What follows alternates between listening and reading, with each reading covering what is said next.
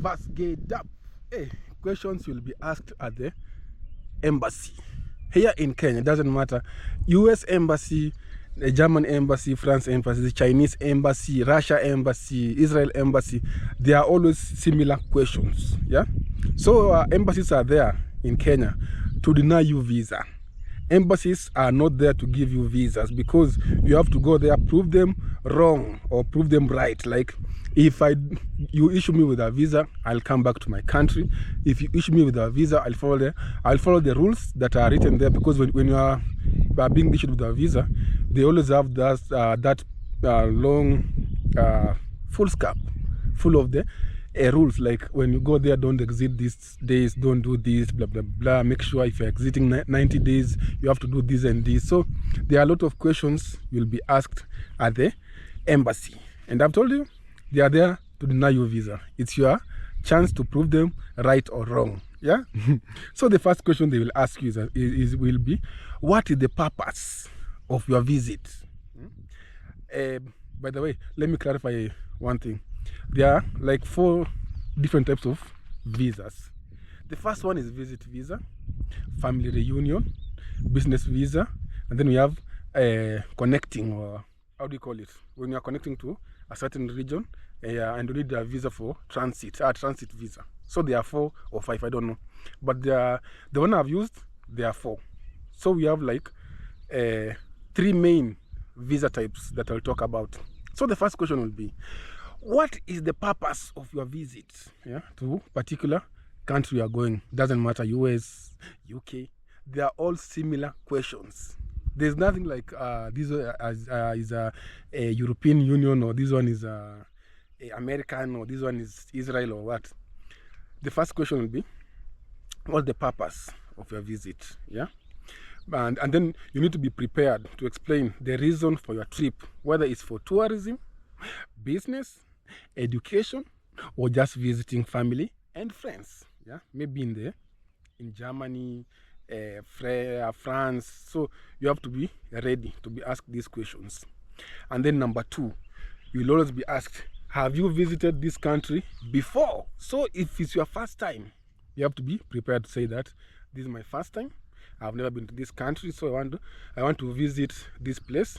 You need to provide details about any previous visit, including the purpose of your visit, duration of stay, and compliance with the visa regulations. So let me tell you about my story. I went to French embassy here in Nairobi. I was even with Akode and the kids. It was so nice. I went there. The problem with me, someone else booked my accommodation using their visa card. I booked my air ticket using someone else also visa card. So when I went there, everything was correct. Like, it was my birthday, so I wanted to visit Paris, Eiffel Tower. I explained everything.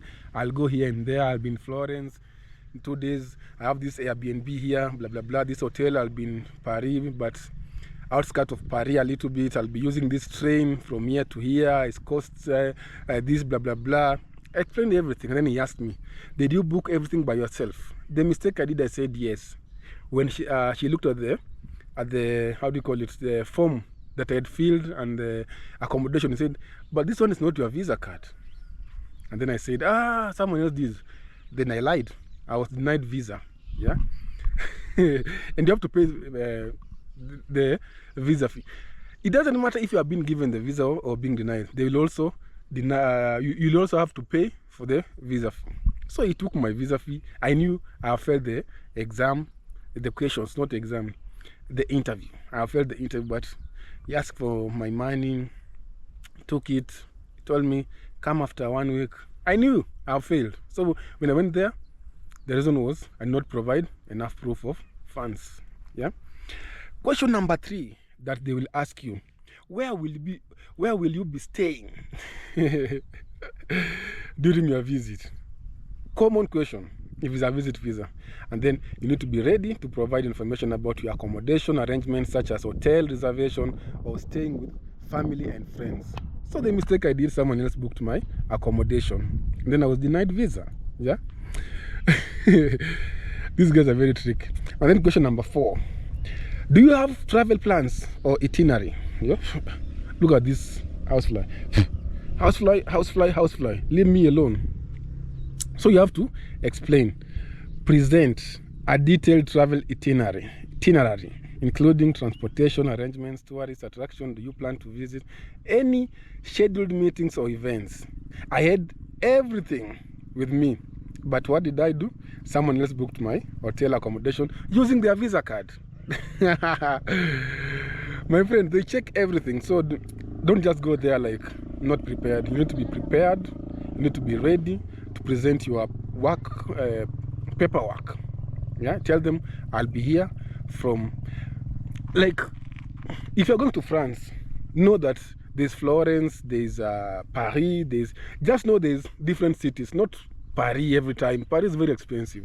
You need to go somewhere else, not Eiffel Tower. Yeah, at least Google about tourist attraction. Like when you go to Austria, it's not even Perth or this and this. We have like black people living in Australia. It's like forgotten land. Tell them I'm going there to explore, to do this and this in Australia. Then I'll be back after some few days. I'll be in Kenya. But if you're not prepared, my friend, they will go take your money, and it's very expensive. Yeah, paying for embassy fees. Yeah, and then question number 5, what they'll ask you: how long do you intend to stay? Yeah, you have to clearly state the duration of your intended stay and ensure it aligns with the visa validity period. Not say I'll be in France until May, and you are saying they should give you a visa until February, or they give you a visa until April. Yeah, make sure it matches your because you have to sign to fill in a form on internet, like I'll be here during this and this, I'll do this and this.